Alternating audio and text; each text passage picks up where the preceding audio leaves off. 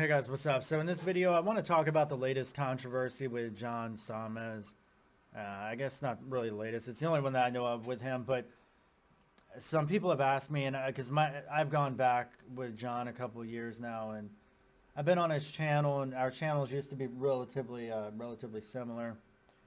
And people were asking me what I thought about this whole thing, and I've been meaning to make a video on this for a while, not John, but just in general about the type of thing that can happen to anybody regardless of what your opinions are. And we've seen it like with Google employees lately. Like it's like a common thing where software engineering seems to be very political. Google employees like basically boycotting and protesting their own company for certain business dealings that Google has. Wayfair has done that with their furniture that was being used to detain people at the border, and the list goes on and on. And the thing is like it doesn't really matter what your personal opinion is. We have this new social media age that is quite different than any of our ancestors before us, where a simple tweet or a YouTube video or a comment on some public platform or an Instagram post or any of this stuff could literally ruin your career. And my biggest piece of advice to all of you guys, like if you've ever watched this channel, one of the things I'm never going to do is I'm not going to talk about politics, and I'm not going to state like personal controversial opinions on things.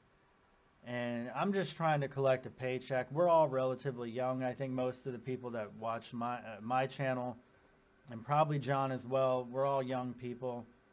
And if you look at, even John, right? He's a millionaire. He says, like, I don't know the finances of people. I've always questioned why people give so much information about their wealth, but in John's case, like he's really trying to sell advice and career advice and things like that. So he wants to everybody to know that he's successful, right? So you could follow him. And Tech Lead does the same thing, talking about being a millionaire and things like that. But I'm not really sure the purpose behind all that. But I will say, like, people can say whatever they want on YouTube, and a lot of people believe it. Like if you look at like Siraj Raval and Tech Lead, and John is not in that subject at all, but I really feel like it's disappointing that somebody like that was able to be so successful just copying and ripping off people's information and really just fooling the masses that are on social media. So social media is not just bad in the sense that you can lose your entire career over one tweet, one split second, some nanosecond of your data being transmitted across the wire, and it's forever on the internet, and your life is forever changed.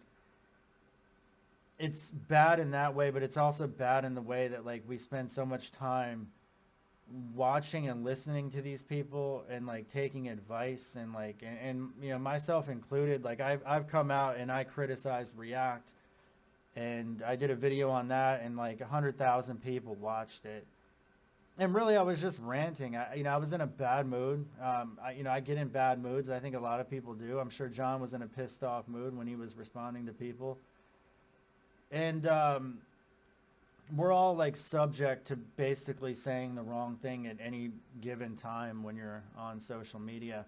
And you don't even have to be famous, or you don't even have to be like have a good YouTube following for your career to be ruined.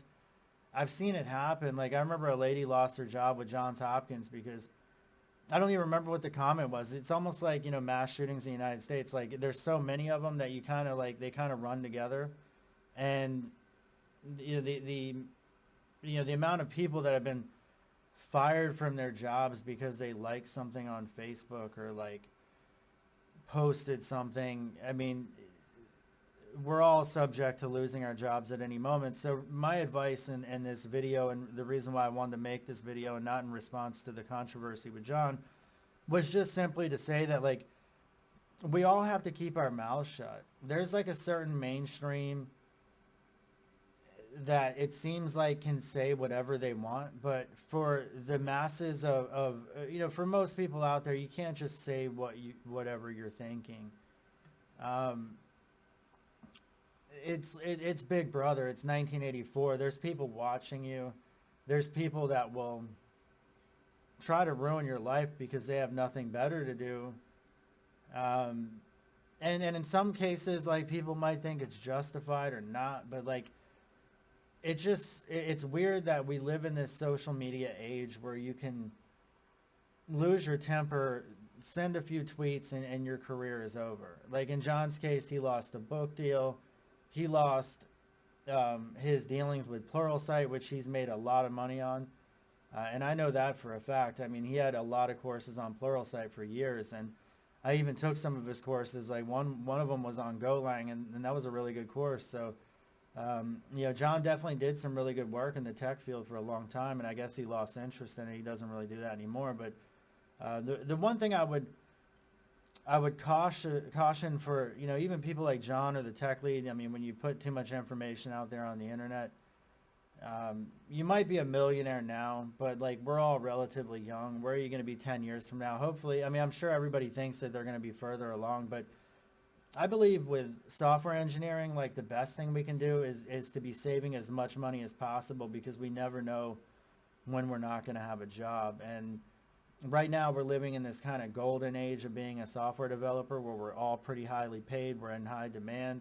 We can leave our jobs and get hired somewhere else relatively quickly if you have a resume and the experience. And I think that gets to our heads sometimes, and it allows us to be like advocates, and like even people like, at the Google employees, like, you're working for one of the most prestigious companies, making probably a huge salary, and people are willing to put their careers on the line to release, like, their thoughts on social media. And I guess, the silly thing is like, it doesn't matter how big you are, unless you're like PewDiePie big, or PewDiePie, or however the hell you say his name. I mean, it seems like he's so big. Like, that dude's messed up so many times, but like, his following is so big. He's made enough money. Like, it's clear he made enough money that like, he could probably retire today and never have to work again. But being a millionaire, even in, you need to have multiple millions, especially if you're in your 30s. I mean, I think you have to have about 25 times your base pay to be considered financially free. And that was actually a coworker that told me that the other day, and I think it makes a lot of sense. He's into real estate. He's buying up some real estate, and he does some other side things, and he told me that, and I kind of thought about it. I said, yeah, if I wanted to be comfortable, even at 38, like, if I wanted to feel comfortable and feel like I was like financially free, I would need $3.5 million right now. Like, I would need probably that to live comfortably, and even then, you're not gonna be able to, drive brand new sports cars. I mean, you probably shouldn't anyway. I mean, you need to be investing that money. And anyway, I'm kind of rambling right now, but the thing is I just want my audience to know that I don't touch on those subjects and these personal things, because I don't feel like there's any sort of upside that's worth it, So it's best to just kind of keep your mouth shut, roll with the flow, and even if you disagree with something, just, disagree, but kind of do it, privately, because unless you really want to lose your job. I mean, I personally don't. I just want to get paid and feed my family. So anyway, guys, have a good night and take care. Bye.